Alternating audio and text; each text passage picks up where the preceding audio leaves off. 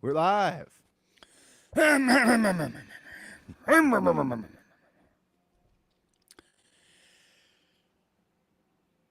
Hello and welcome to the Friendship News Hour presented to you by Bummer Dude Media. Today is June the 21st, 2023. His name is Alex. My name is Frank. It has been since June 1st since I've hopped on this platform and put my voice to recording. It's been a Dude, long time, dude. Feels we like a missed while. you. We missed you. Missed you from Thanks. us. I missed you. And I missed you. And I missed you.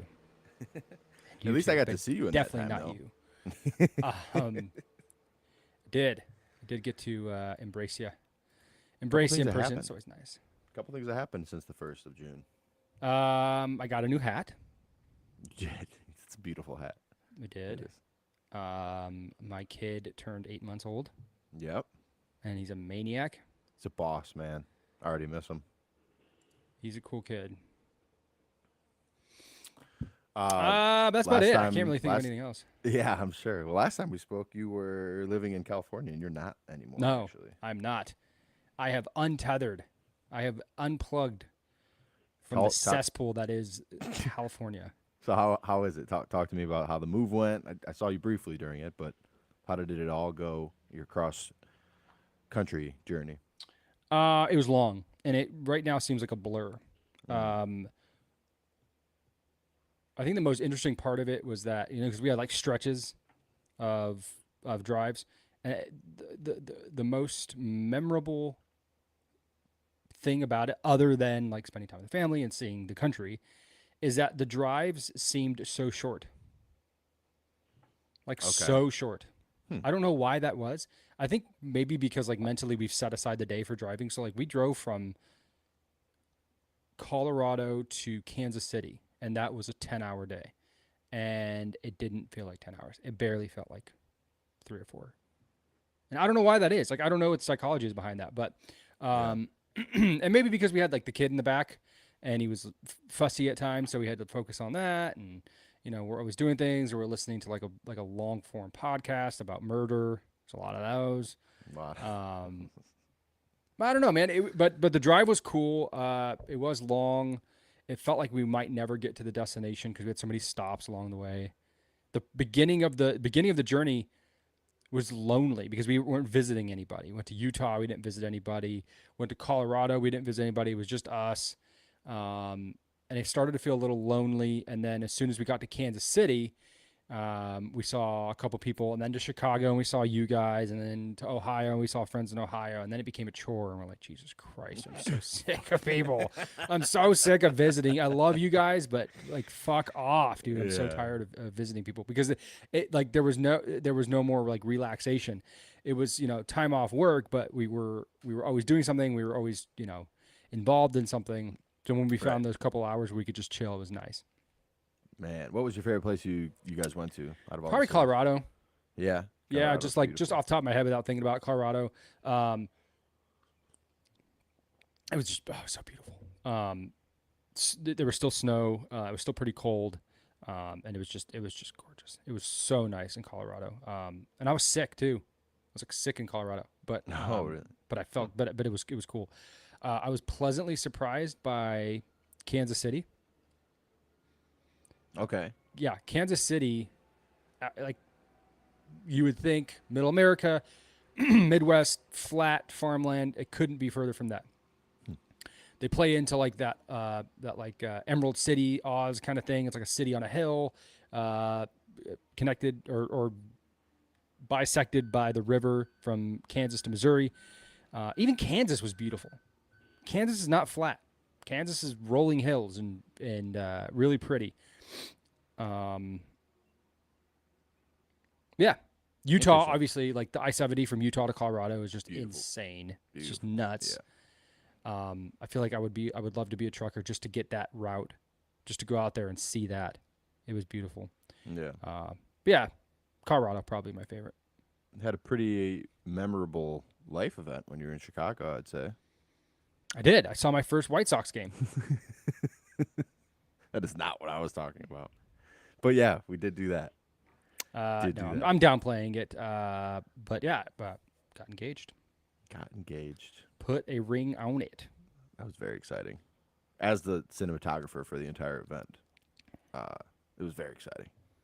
Yeah. Oh, I'll give your grade C plus. C plus, dude. The angles I C was hitting plus. on that were great.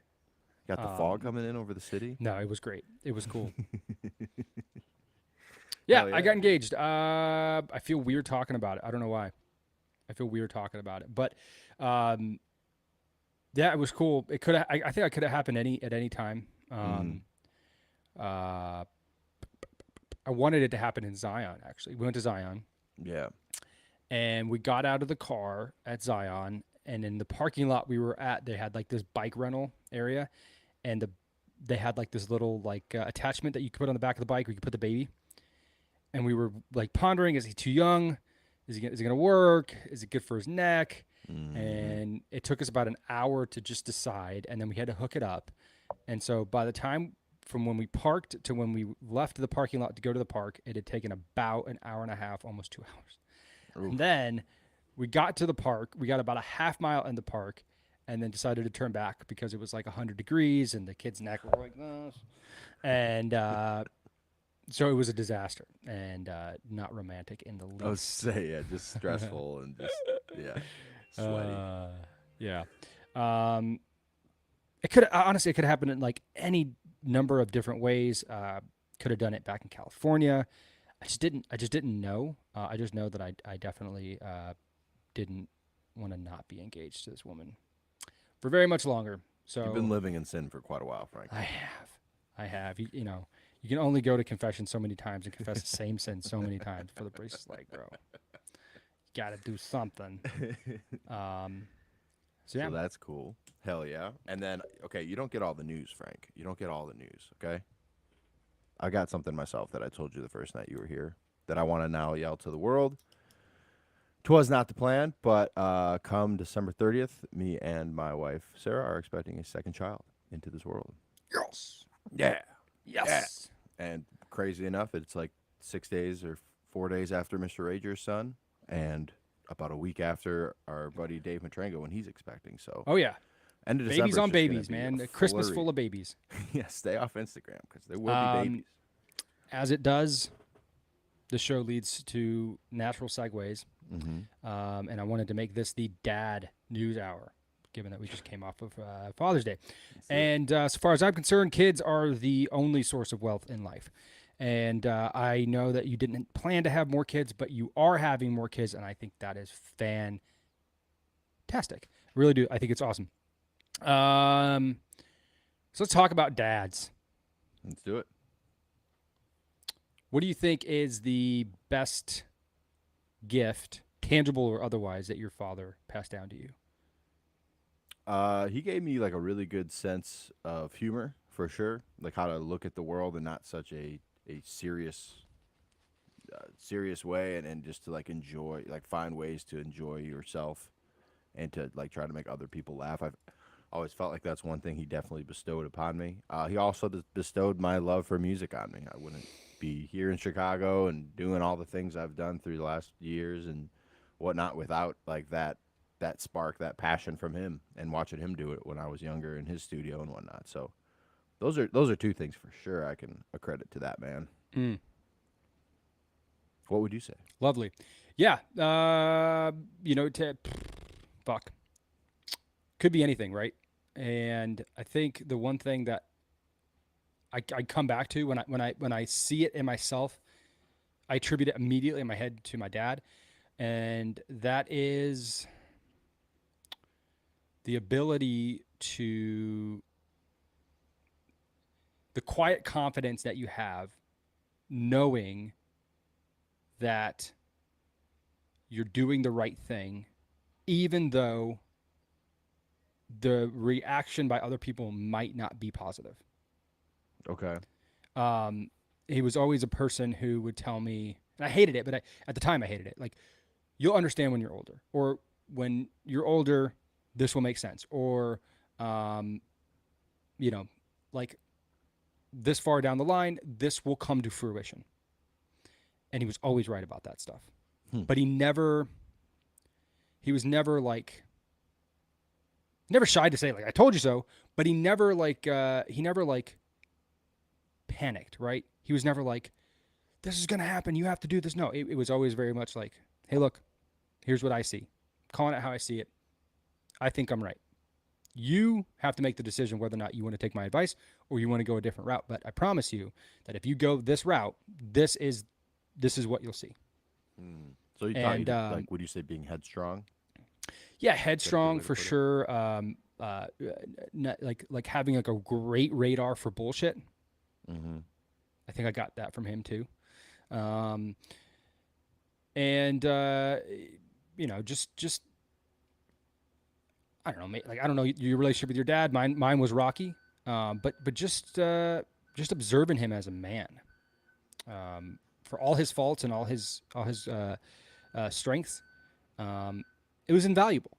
And like I bring that up for a reason because, um, I guess if I could pick, I guess I have the opportunity now with my son, but if I could like pick and choose what my dad could do and what he couldn't do, or what I would like to see him do or not do, um, you know, that's one thing. But I didn't have that opportunity. I had to take my dad for who he was, and for who he was is a very flawed person. Mm. Um, but even that, like even taking him at face value of who he was, um, I think that there's value in having just that role model. Do you get what I'm saying? Are you tracking what I'm saying here, For or is sure. this like No, super confusing? I'm picking up what you're putting down. Okay. Um, yeah, and I was grateful for that because I learned, um, from him that my decisions are my own and that I need to take responsibility for my own decisions, whatever may come of them. Which gave me the freedom to choose a life that I wanted to choose. There was never any hard, like heavy handedness. There was always like there's always truth. There was always, I'm going to tell you exactly what I think, and I'm not going to sugarcoat it. But it was never like, hey, you need to do this, or like I'm going to be disappointed in you if you choose this. Yeah. It was always very much like this at the end of the day, this is your life, and you need to make these decisions. So having that role model, and getting to see the things that I didn't like, especially the things that I didn't like, I think have shaped the father that I want to be. And I'm For forever sure. grateful for that. I'm forever, ever grateful for that. I think that's really important, though. Like, I think, at least like the natural order of things, there's obviously always exceptions to this, but I think like a good mom is always like, is one, I guess what I think of it is like one who's like loving and caring and nurturing and like does all these things. And like, obviously you want some of those attributes as a dad too, but like, kind of as you're describing it too, I feel the same way with my dad. Like, they kind of taught me how to look at the world like a little bit more realistically, or like how to handle certain things, like a failure or something doesn't go your way, or those kind of things. Like, they kind of teach you how to approach them more practically, I guess I would Mm-hmm. say, or not with such an emotional lens Mm, in a way. you bet. And I think that's like so important. Like, and both of those perspectives are really important, because I do think you still need to have some emotion to you, and that teaches you like a little bit more morality in a way. But like, having that headstrongness, having that ability not to maybe like jump to conclusions, or take something so personally right away or whatever, like is so important. So like, I think you need the yin and the yang in both. So like, I'm grateful for kind of both those things. Do you see in later, like as you're getting older, do you see more of your father coming out in you? Yeah, dude, I hate Dude, I it's see it it's every so day. funny, man. I don't want to say like I don't want it to happen because there's a ton of great shit about my dad, but there's just things about my dad, like he is like transformed as social media has gotten bigger to like this personality on social media, and like he gets like more and more engaged into the news as he's gotten older and all these things. And I like start to see, not that I'm a personality online or anything, but like my interest in politics and the news in all, like the reason like we're doing this show like has greatly increased in the last few years. So like, I feel like I'm starting to like feel some of that in this show. Like, Interesting. it's it's so strange, man. But definitely, absolutely, man. I just gotta hope I don't lose it all like him, man. That man's sense of humor is out of this world. I gotta hope that doesn't come for me. Yeah, the level of I don't give a fuck that Jim Kenzie has is it's It's dangerous. admirable and enviable. Is that how you say that? I'm envious of that. I would like to have, and I feel like I'm pretty. I rarely care what others think in terms of Yeah, like what I think. dude. But it pales in comparison to your father. He's just He's a legend in that way. We went to yeah, we absolutely. went to breakfast with my mom and my grandma last time we were in Toledo, like a sizable diner in Toledo. And the guy shows up on like the first day of Pride Month, and his shirt in huge letters says, "I don't give a fuck about your pronouns." Oh my god. I'm just like, dude, if you wore that shirt in Chicago, our food is getting spit in for sure. Like it passes here in Ohio. Like you actually even got compliments on the shirt, which makes sense. But like, it's just the dude does not give a fuck. So That's yeah, hilarious. yeah, I'm noticing that my temper is becoming more like my dad's. I have a really. shorter fuse Mm, for things, and it's like I don't want to say it's irrational, but a little bit for things that like I don't like. I feel gotcha. like I have less space for like just little annoyances, and I don't even care to mention them publicly because they're petty annoyances that I have that I know that like they are my own problem. What my dad has never known is that they aren't his problem. Mm, And he has zero tolerance for things that he does not approve of or doesn't like or that annoy him. And he wears that disapproval on his sleeve. mm. And I can see myself doing more of it. I don't like it. I don't like it. But it's almost like it's like unconscious that I do it. And I have Yeah. to catch myself. I'm like, all right, don't be an asshole, Frank. Like it's not that serious. It's not that serious. Um, Do you but think our dads would be friends? what's that? You think our dads would be friends? No, no, No. no, no, no, no. They're way too much alike, and on different spectrums too. Like, Yeah. for whatever reason, I don't know what this is. Maybe just staying at home, but like, um, I think my dad kind of got caught up in a little Trump derangement syndrome. He was never like out there about it, but if it got brought up, like you could tell, like he was just kind of regurgitating something he saw on CNN or something like that. It's like For I don't sure. from that aspect, like if they got in that conversation, I don't think so. And they're so headstrong Would they'd that agree though on all of that though, because the same thing maybe, happened. maybe, Yeah. maybe, maybe, I don't know, I'd maybe. love to make that happen. See, because our moms are very alike too, and I think they'd be great friends. Honestly, I really Hmm. do. Lisa and Sue, Oh yeah, you can make a sitcom about them. but I would Yeah, love to see Hector they and Jim together. That'd be amazing. that would be cool. Maybe one day. Maybe one day. Maybe I'll invite your dad to my wedding just for the entertainment purposes. But then I'd have to invite your mom. That might get a little awkward. Yeah, yeah, Um, exactly. well, there's one thing I learned about. I, I'm going to attribute it to my dad, but it could be about any parent, right? Uh, your obviously your upbringing shapes you, and it shapes the person that you become. And if you're lucky enough to be introspective about that as you get older, then maybe you can learn from it and learn some lessons, and then you can correct some things along the line so that maybe you're not creating the same mistakes that your parents did on you. And nobody comes out of this world unscathed. But a few years ago, I learned something about the way that I approached my relationship with my father because, like I mentioned, my relationship with my dad was rocky. And there were aspects of it that I really didn't like and that I resented and I lamented and I wish hadn't happened. And because of that, the things that I saw in my dad that I didn't like, I decided to turn 180 degrees in the opposite direction and then go the other way. So much so that I said, I don't want to be my dad. I don't want to be Hector. I don't want to be this person. And in doing that, I handicapped myself from enjoying the life that I could have enjoyed.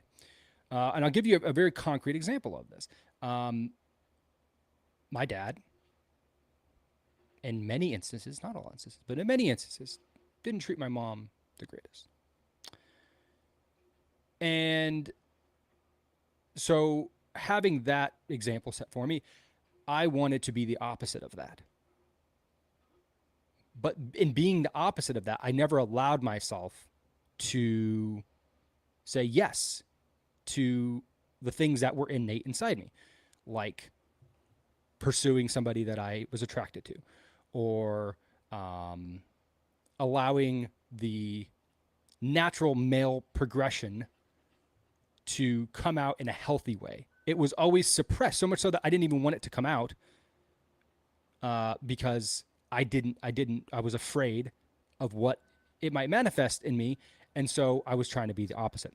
Mm. The only reason I bring this up is because I reckon that there's one or two of you out there who have struggled with something very similar to this, and I think it's important um, that we take a look at these instances and we say, change the narrative a little bit.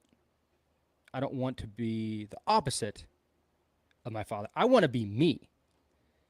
And I want to use these experiences that my father gave me and my mother gave me and that everybody else who was influential in my upbringing gave me to shape the man who I want to be, and then use the lessons from them that I don't like to, to also shape the man that I want to be by, addition by subtraction, Mm-hmm. putting away these things. I guess in short, it's not good, nor is it healthy if you had a relationship with your father that maybe was rocky, or you witnessed some things that your dad did that you didn't appreciate.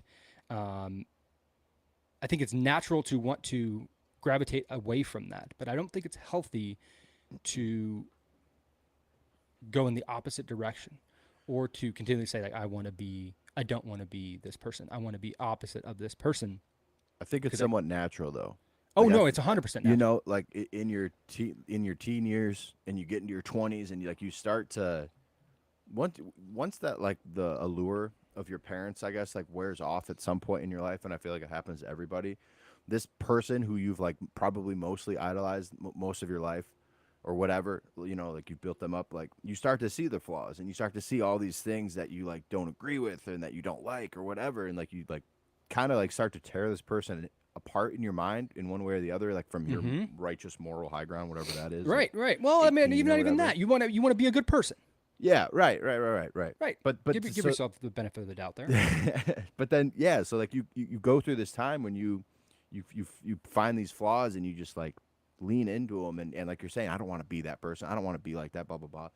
But like at a point then, and this has happened to me very recently, especially with my dad, where I like just come to be like, he was just a dude who was like doing the best he could with the shit he's been given. He's a human, and he's inherently flawed like we all are, and blah blah blah. And you like then you like start to appreciate the things that they've done, or the person that they are, the Oh things yeah. that they've like taught you, and that shit starts to fade more.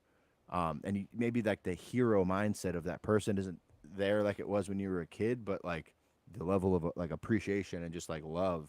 And then like once I had a kid, of my own, and start to think about it from like his perspective looking at me, kind of a thing, and like damn, like someday Walter is gonna do that to me, Mm, and like all I want is the best for that dude, right. and I try every day for that, but that is gonna happen someday. So it's just, I think it's just like a part of life, man. And hopefully once you grow to have that somewhat appreciation for that person, like time heals all wounds or whatever. But Well, sure. I also yeah, I really like what you said, and I think when you mentioned that it's natural to want to gravitate away from that, carve your own path, and even say something like, oh, yeah, I want to be different. I don't want to be this person. I want to be opposite of this person.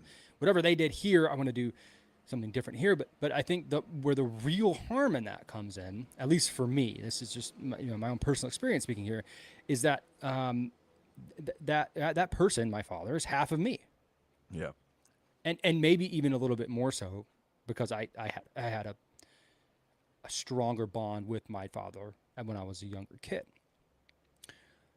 So when I allowed myself to accept him for him, and then me for me, the number one benefit of that was a giant skyrocket in confidence for you, for me, yeah, because I no longer feared becoming this person that I didn't want to be Mm-hmm. because I allowed myself to separate myself from my father, but not turn in the opposite direction and run away from it, right? Right. Right. Kind of going along in parallels. Um, and I attribute everything to that realization. Um, this relationship I have with Jacqueline, and the relationship that I'm creating with my son. Um, I don't pretend to know that I have the answers, even though sometimes it might sound like I do. I don't. This is me on the record. Humble pie. I'm eating it. I don't know the answers. But what I do know is that I'm confident in the path that I'm taking because I Mm-hmm. know that I have the humility to course correct or to say that I'm wrong or to say that I fucked up here. And then I also have the example set for me from my father, both good and bad, on things that I want to do and don't want to do. Mm-hmm. And the confidence it's given me, it's been amazing. So if you're out there and you're feeling a certain way or this resonates with you, um, there's a book that I read that I think you might get some value in. It's called No More Mr. Nice Guy.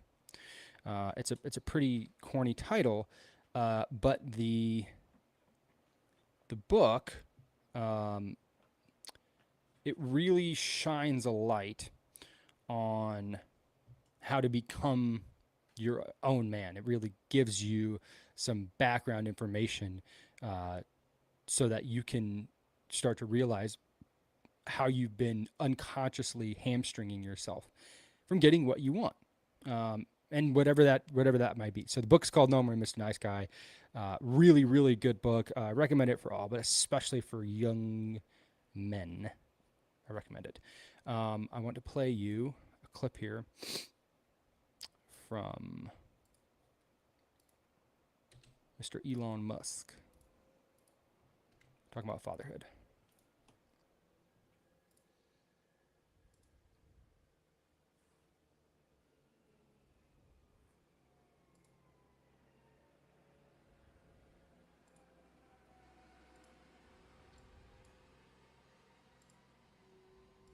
You will absolutely be happier if you have kids. Absolutely. We're literally, we've evolved to have that, as all creatures have. Mhm. I mean, you can take, say, I don't know, like I don't know, an alley cat or something, or a bobcat, like some like wild creature that would normally be quite fierce and unfriendly, Mhm. and like kill or eat anything it came across. But the moment it has, cubs or puppies or whatever, or kittens, it becomes that becomes loving mom. Mhm. So like the cat that was really mean is like taking care of its little kittens. It's instinct. It's Yes. like, it's genetic programming. So people should really expect that if they have kids, they will improve their quality of life, not make it worse. You've got a lot of kids? Yeah, I'm trying to set a good example. I love that, man. I love that. I think that there's a, particularly in our generation, um, uh, attitude that kids are a burden to whatever lifestyle that you want to create. Do you get that sense? Man, yeah, I was kind of thinking that way before we found out we were having another one. Well, okay. So Selfishly, I was thinking that. I'm not gonna lie. well, but selfishly or not, it's not untrue. Mm-hmm. You know what I mean? Yeah. If your mindset is I want to do this, I want my life to be this, and a kid, it's just going to get in the way. Um, maybe my circumstances are different than others. I know that they are, but that's one thing that we've not allowed ourselves to ever think is that a child will be a burden. It is just an addition to the things that we are already doing.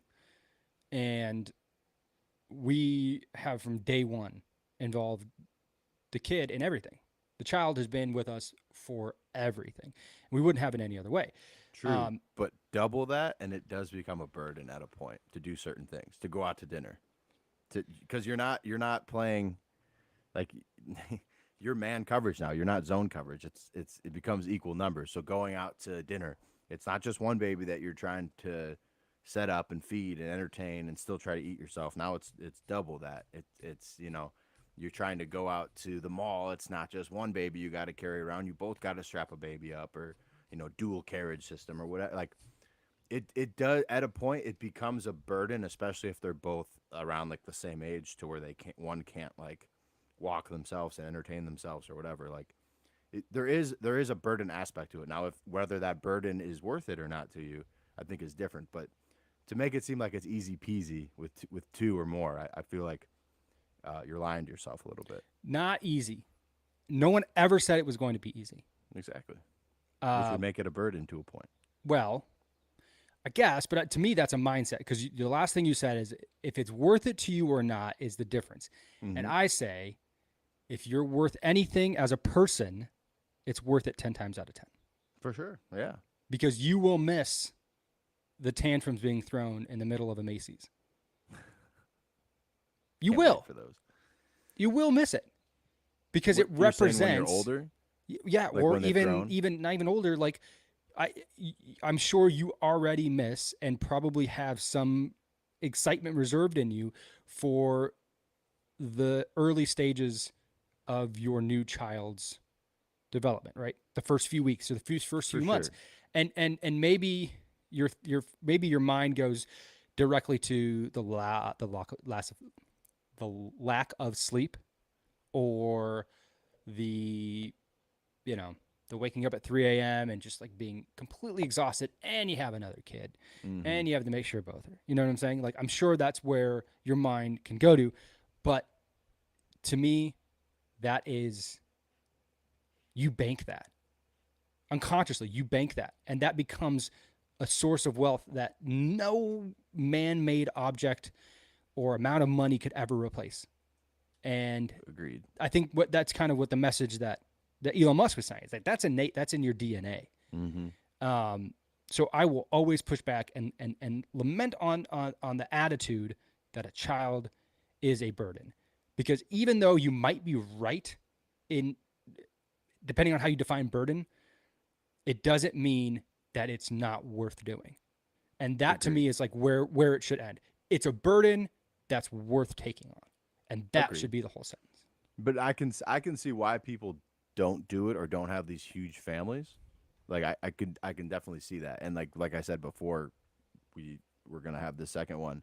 We were kind of cool on one. Like, how could we love something else more than Wally? And like how could we feel this way or put this much of love into anything? But then like once we found out we were having one, like a lot of those reservations and worries about so many things. Like, am I still going to be able to play as much tennis as I play, or work out as much? Am I still, or are we going to be able to go on vacations? Like, all these like doubts or whatever they were, reservations in our head about having another one, kind of just seemed to fade away, because like just so excited to do it again, and that like we get to expand this little community of family that we have going here. Like, it's exciting, but also And I with think that you will said, make time.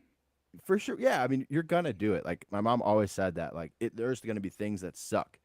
Like that's for sure. Like, just sometimes things are gonna suck and be stressful and so crazy, but like you're gonna get through it and it's gonna be fine. And like at the end of the day, you have mini yous and like little things that you get to nurture and grow and help. Like, and that's all worth it. And she's so right with that, man. Like, I've had so many days when I'm just like with Wally, like this is tough or this is hard, and it's just get through it. Just keep going. Like, you're gonna be fine. Yeah. And it's true. It's so true. So with two, it's just probably more of those situations. You gotta be more patient, but be all right. We'll be all right. There's I don't know quite the details of it, but I think the shell of the situation will kind of paint the picture. There's a small battle going on, as you call it, about school lunches Okay. in California. And I heard something the other day, and it got me to thinking, because I have a kid now. That free school lunches for children is one of, if not the most detrimental policies that have been put into place in America for some time. And here's why. And this isn't my view exactly, but I'm kind of regurgitating what I heard. At a baseline, your responsibility as a parent is to feed your kid. Right? Yes.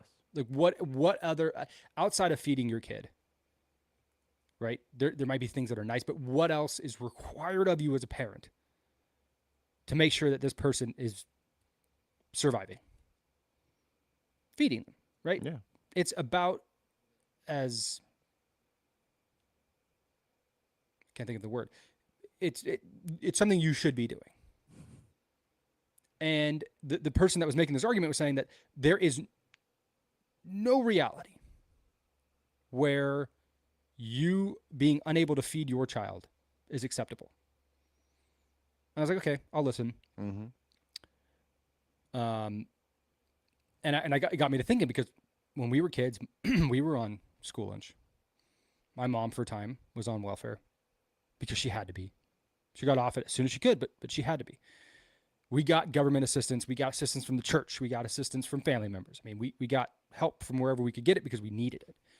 And in that respect, I imagine that the school providing lunches for us was a good thing for my mom. It helped lessen the burden. And I think that's probably the attitude that got that policy enacted in the first place. But now it's gone universal. So school lunch California, universal. Breakfast is provided for kids. During the pandemic, you can go to school to pick up lunches. And it got me to thinking, like, maybe this isn't a good idea, because if what we're saying to parents is that you no longer are responsible for feeding your kid, it just hit me as something like that. That's not something that we should be teaching. Sure. Or Well, and then you get into the idea of, like, when you're trying to streamline feeding a group of people, obviously, like, quality will begin to lack at some point, and what you're feeding them becomes a very big concern. Dude. So it's like, yes, as that being your main thing as a parent. It was Gavin Newsom that was Interesting. saying that. He's like, it's our goal to make sure that every child in California is well fed. And I was like, well, define well fed. Yeah, to whose You know standard? what I mean? Like if you got to feed children en masse, like you're not feeding them chicken breasts and slices of tomato and broccoli, and it's probably like cardboard pizza, French an fries. apple, Yeah. French fries, and chocolate milk. Which, as a kid, I would have been great with. That sounds delicious. You know what? Yeah, I guess. Yeah. I remember not eating lunch, but I had to take it. Yeah. I Like, would you wouldn't eat the lunch given to you by school, or that your mom I would, had? yeah, exactly. Like I Okay. had to do, like I just remember there not being the option to not take the lunch because I was able to get free lunch. And I remember just throwing it away immediately, just because it was gross. And maybe I was spoiled because everyone in my family can cook well. And so I would like taste this nasty cafeteria. Like, when I say cafeteria, does a smell automatically come to your head? Of Yeah, like but we had a stale milk. we had a and solid cafeteria at my high school, so I can't talk shit. high school's different. High school's different. Grade school, no. We was packed lunch every day, and then they did these things called hot lunches where they would bring in Chick-fil-A or Magic Walk Chinese food or Oh, gotcha. hot dog lunch. I was known as the one biter back in grade school, bro. Maybe not the best reputation I have, but You just take a bite of everyone's food. no. When we had hot dog lunch, it was like the first Wednesday of every month, I could one bite an entire hot dog. You fit the whole hot dog in your mouth in one bite. Whole thing. Yeah, that's not something I would do now, Ugh. ever. That's what we call foreshadowing, kids. um, anyway, But yeah, so that's I don't like have. I as don't really have crazy a as we point go. there. But I just thought it was interesting because it's like, wow, yeah, that is like if we took that away, and we never will. There's never been a social program in America that has gone away. if we were to take that away, there shouldn't be any backlash to that. Oh, I can't, it helps so much for me to feed my kid. Like okay, yeah, understood. But that's like that you're their parent, right? That's your responsibility to feed your kid. You have to, before you do anything else, you have to do that. And like we've allowed for the feeding of our children to be supplemented by the state. Just doesn't sound good when you say it like that. Just doesn't sound Right. good. Okay, here is a gentleman named John Lefebvre. He's an author.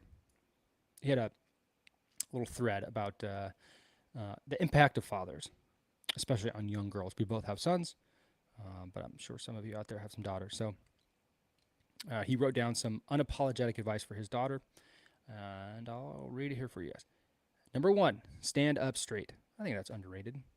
I was in the bathroom today, and I noticed that my natural position is a hunched position like this. I catch myself Not doing good. the same thing. Got to kind of. Yep, stand up straight. Know how to change a tire. Absolutely every girl in the world should know how to change a tire. But he also says, whenever possible, let a man do it for you. Amen. Your physical appearance matters. That's the world we live in, and it's also how we're wired. That is so true. I saw a video yesterday. There was a shooting in Chicago, and as the police were trying to clear the scene, there were a bunch of women in front of a car, in front of a cop car, twerking in front of the cop car as to like taunt the police. And call me a prude or whatever, but all I kept thinking was like, damn. If that was my daughter, I would be so disappointed. But your physical appearance matters. Absolutely. Keep that up. That is 100% true. And then the next point he makes is inner beauty. Intelligence, personality, confidence, and a sense of humor becomes more important as you get older. Wits never sag. LOL. Number 5, know that you are more beautiful than you will ever give yourself credit for. Man, that's probably the truest thing you'll ever hear as a girl. I don't know of any other group of humans that is so hard on themselves physically than women. It's my job to keep you safe. That's why it's also my job to teach you how to use a gun. Here. Take good care of your skin. As a man, I don't know if this is the same for you, I take for granted how easy it is to have clear, nice skin. Is that because you don't do anything for it? Because that's my firm belief. I haven't never put thought of any it that way. skincare products, any of that bullshit on my skin ever, and I would say like relatively clear skin, and I know people that spend so much time with so many different products and have terrible skin, and I'm just like, it's probably because all the fucking oils and shit you're rubbing on your face. Like, I wonder why your skin's not good. Yeah, it probably has to do with the fact that women more often than not wear makeup. I don't know. Yeah, Maybe not. I don't know. This is probably not advice I would give. Don't worry about dieting. Eat healthy, exercise, drink in moderation, and everything will fall into place. I mean, if you eat healthy and I mean, because some of those diets you can kind of start a crazy psyche with how you approach some things, and then like once you break that, you're gonna 180 the other way and go nuts. Right. So if you just like kind of have the goal as exercise often and eat relatively healthy, I could see how that's like I would agree with that advice. Sure. Yeah, man, maybe I was wrong there. Gender is not a social construct. Embrace the differences between men and women. Read more. It allows you to borrow someone else's brain. It's safe to assume that almost every man you meet will want to sleep with you. Yes. Even if they don't make a move on that assumption, the answer is yes.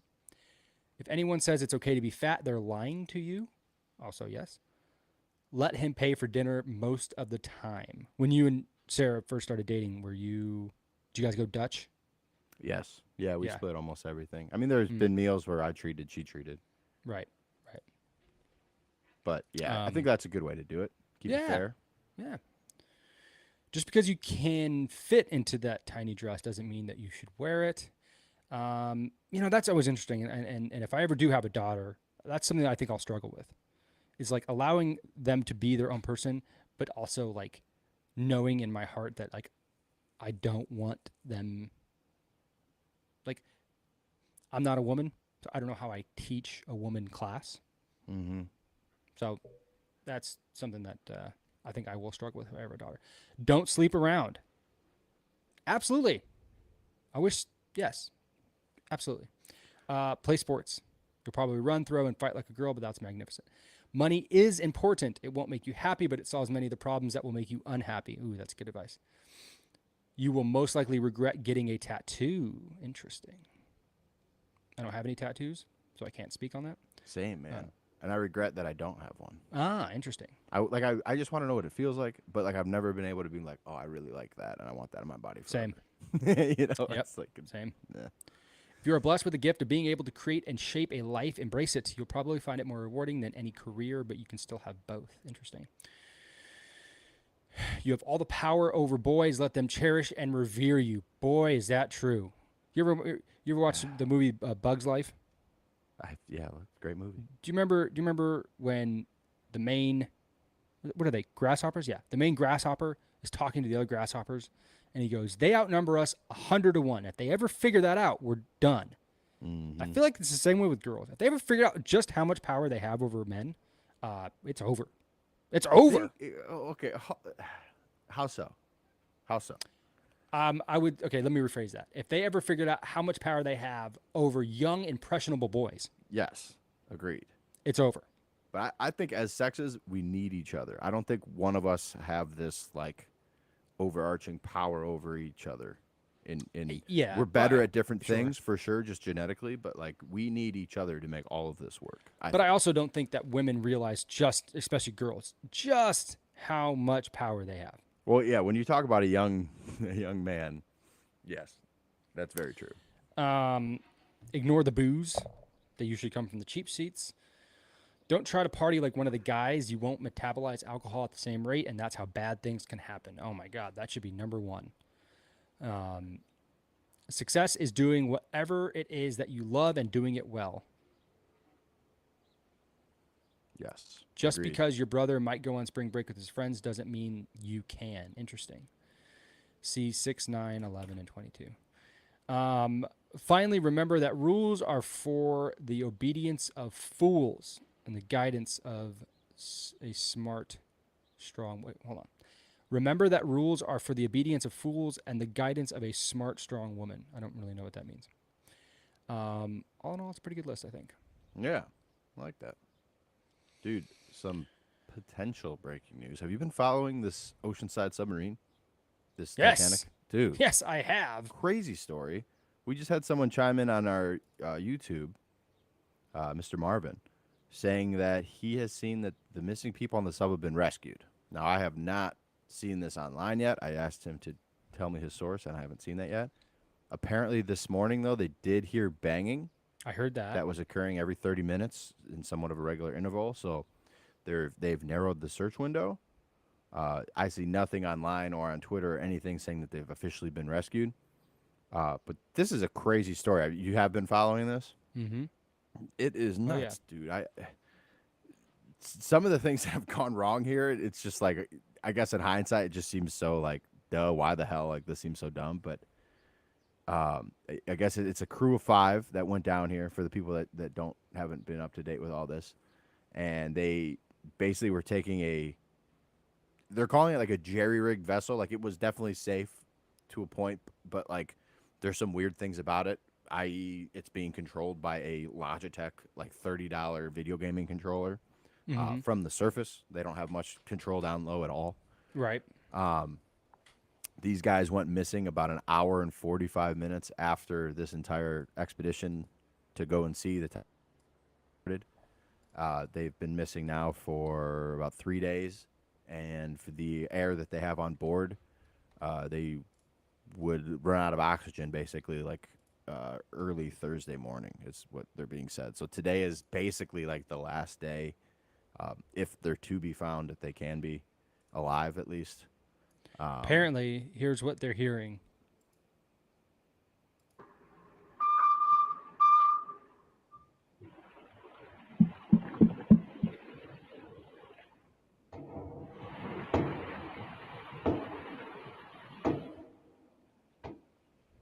Okay. So like, I don't know. Yeah, I don't know. I don't know what that means. Sounds like signs of life, but I have no idea.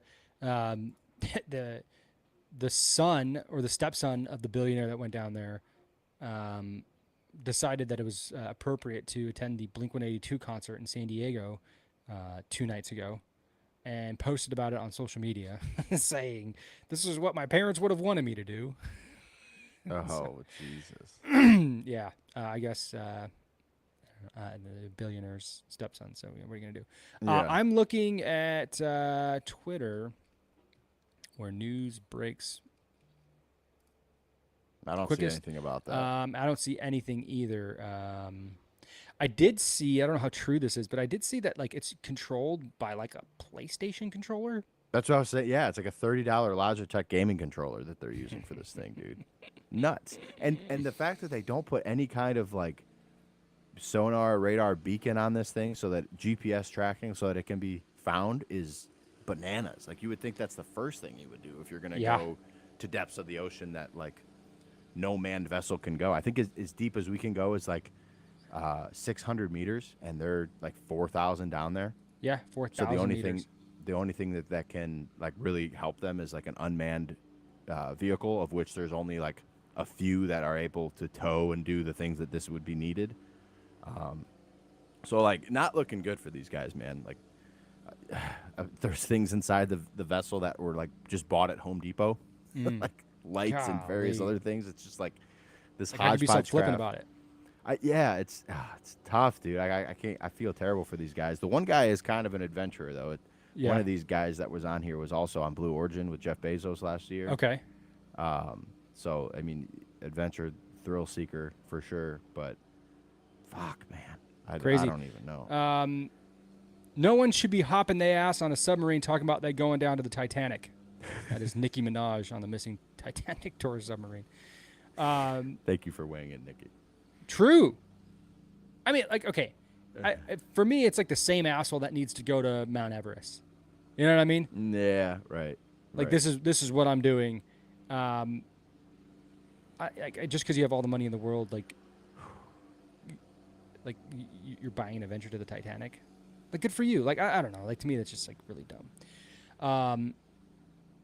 But also really dumb to make sure that like, or not make sure that this thing isn't as like foolproof as possible before you do it. Like, what the Right. fuck? I don't understand. Right, man. I do not understand it. So we'll see. Hopefully, Ah, yeah, by I the mean, next I show, hope, we know what happened to these guys, or something's been recovered, or they've been safely found. Who knows? Who knows? I put up a question on Facebook. And the question was, what is something that when you first heard about it, you could not believe that it was true? You got anything for me?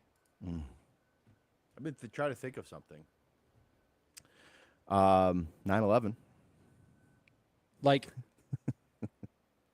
okay, so you're talking like the official story, the official narrative of. I'm what saying the 9/11 conspiracy. happened. Yeah, yeah. Okay. When I first heard it, I'm like, that's fucking bullshit. No way. We got attacked by terrorists. And then looked into it more and was like, whoa, there's a lot of very interesting shit here that derails the story that we've been told, I feel like. That's like probably, and that's like kind of been like my first getting my toes wet into conspiracy theories in general, which has kind of shaped my life more and more. But that was the first one that came to mind for me. Yeah, I don't really have. I'm trying to think of something. The person that posed this question initially, their answer was fractional reserve banking, which is basically how all banks work, where there's only a fraction of bank deposits that are required to be available for withdrawal at any one time. Oh, okay. Yeah. That shit is Right. pretty crazy. Yeah. Pretty crazy, right? Like your bank doesn't, or your money doesn't sit at a bank. It's being used to grow the economy. And that's why everybody's scared of run on banks because banks do not carry liquid assets that equal the deposits, which is fucking wild. It's wild. Like as a kid, you just think like, oh yeah, my money's in the bank. I can get it out whenever. Not really. But here are some answers. Some of these that I know about. Some I have no idea about. Operation Northwoods. Never heard.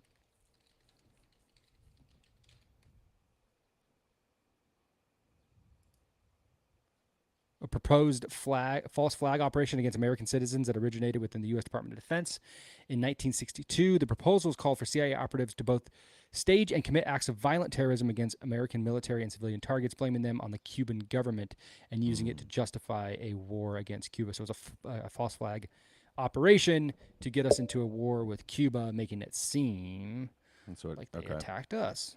Heard that about Pearl Harbor as well. Yeah. Nobody from Purdue and the Sackler family did any prison time for the chaos they caused in the USA with OxyContin. That's a whole show or maybe even two there.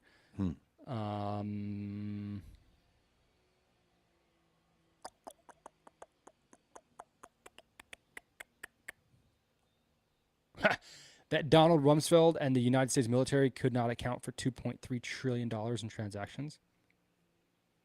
Jeez. That makes, yeah. Yeah.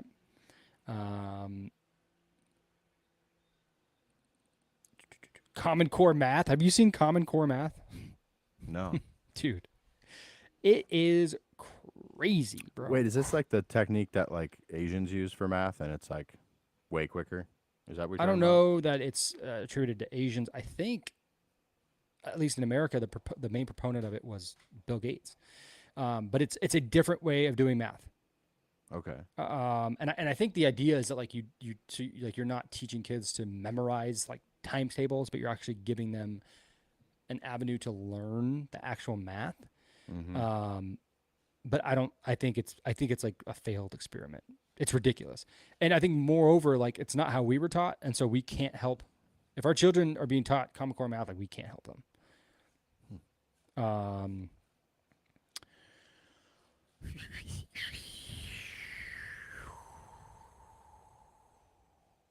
There's a lot of shit here. Biden winning the presidency, Santa Claus not being real. Trump winning the presidency too. Shit. Trump winning the presidency. Here's one that's pretty crazy. 2050 is closer to us than is 1990. Fuck me. Damn, that's crazy. Yeah. That's weird. to think Weightlifting helps with weight loss. This is true. Yeah.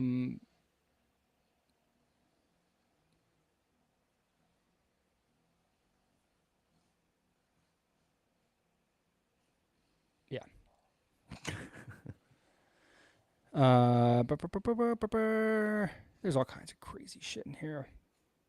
But yeah, like I was saying, 9/11 was like the first one that kind of made me, like what? What? And that has altered my conspiracy brain forever. Like so much so that when I heard about this Titanic submarine, I'm like, okay, hold on, let's think about this. Like, is going there on? any angle here? Like, because how ridiculous is it that in the year 2023 there wouldn't be some kind of like beacon on this thing where you could find it See, instantly? I think that's where you and me differ because I have absolutely no like my reservoir for the stupidity of human beings is bottomless.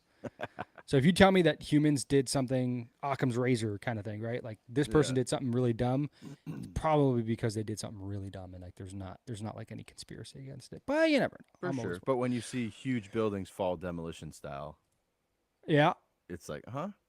Or one's next to it also falling demolition style because of a building fire. It's like maybe this was thought out a little bit. Yeah. Like I don't know. There's just sometimes it's like it's glaring, man. I don't know. Same with like aliens. Like, come on, how much fucking proof do we need to see before there's some credence to this thing? I get it that they're not like 4K high fidelity videos, but like, how? I don't know. Oh, you know what? Here's one. This is for me personally, and I'm not trying to make a point here. Really, I'm not. But it legitimately struck me when I found out that my sister's ex-boyfriend, at the time was her boyfriend, was a legitimate card-carrying member of a socialist party. I didn't know that existed in America. This was like 2016, and I was shook. I was like, wait a second, like really? like legit socialist, really. What was it, like Bernie Sanders Warriors, or like what was it called? I don't know. They were very Huh. young, so I don't know. I don't even know if they knew what it meant. Maybe they did. I don't know. I really don't know. Interesting. But it like shook me to my core. I couldn't believe it was real. Huh. I didn't believe that that was real. Like, you guys actually believe this idea? I mean, Do when tell. you're young, you'll believe everything. Yeah, You have right, to, right, right. you And it's know, very idealistic. Yeah. Anyways, I got Um, before we get out of here. yeah, I have tell me. an experience that happened to me this weekend. Have you ever misgendered somebody, no. dude? I've done it way too many times, not on purpose, What an with any asshole. hate in my heart, but it's happened to me just because of my fucking luck in the world, curse of the commentator, or whatever you want to call it. But Mm-hmm. did it again this weekend while trying to be nice somehow. But like, walked into this coffee shop.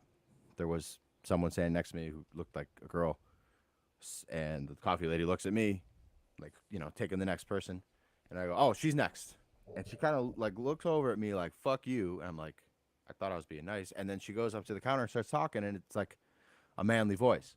Mm-hmm. And from my standpoint, I'm like, fuck, I did just misgender you in like a very pro-gay coffee shop.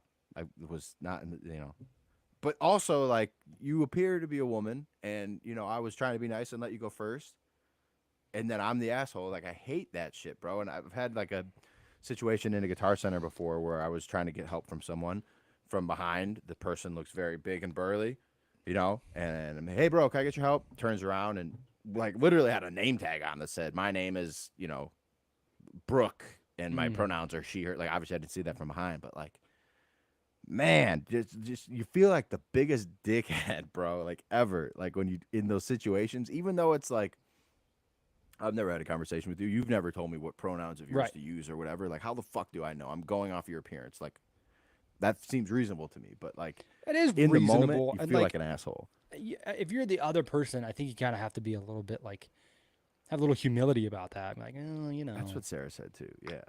they like I get how you could get to that conclusion, but actually this is who I am. Oh, okay, cool. Right. Ma'am, can you help me out here? Like Dude. it goes both ways. That was one of the things that like when like transgenderism became like part of the mainstream. Like, I think it's fair to ask polite society to accept you for who you are. That's not like, yeah, of course. But it's also a two-way street where you have to acknowledge that your situation is, one, not normal, and two, a little bit confusing. So like, sure. the grace has to go both ways. Yeah. Right. So if it Well, were me, I would, the only time I'd feel like an asshole if I was being an asshole about it. And Yeah. she was like, actually, my name's Brooke. Like, whatever, dude. I just need this guitar.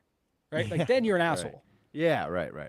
Well, then from there, literally the same day, we went to go get lunch at this place called Chubby's, and it's just like a place of cheesesteaks and cheeseburgers, gyros, French fries, shakes, just like, all the good shit for your soul, but not good for your body. And we walk in there, and there's this fucking dude sitting at the counter taking orders, humongous, to the point where he's sitting because I don't think he could stand, and just, a large man. Real nice, great guy, salt of the earth man. And takes our order. We're talking, just kind of talking bullshit. And after the order, and I go, "Oh, are you the owner of this place?" Just like conversationally talking. And he goes, "No." And instantly I could tell he was like, "Fuck this guy," because the name of the place is Chubby's. God damn it! Why do you do this, Alex? Hey, do you own Chubby's? Hey, Chubby. Are you Chubby?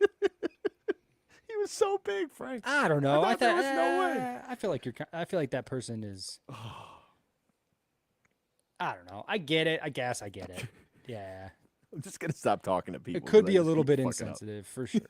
For sure. I felt like a dick Do after. you own That one this I felt like a place? dick after. For me to just assume that he was chubby based on his size Dude, was that would be great. Do I own Chubby's? Is that what you're asking me? So yeah, that was my weekend in Milwaukee. I fucking up all kinds of shit. But that's it. You have anything else for us? Nope. I gotta go. Cool. If you guys need to find us in the meantime, you can find us on TikTok at Friendship News Hour and on Instagram at the same handle. You can find us on Twitter at Friendship NH. And as always, you can send us a beautiful email to bummerdude.media@gmail.com. That's bummerdude.media@gmail.com.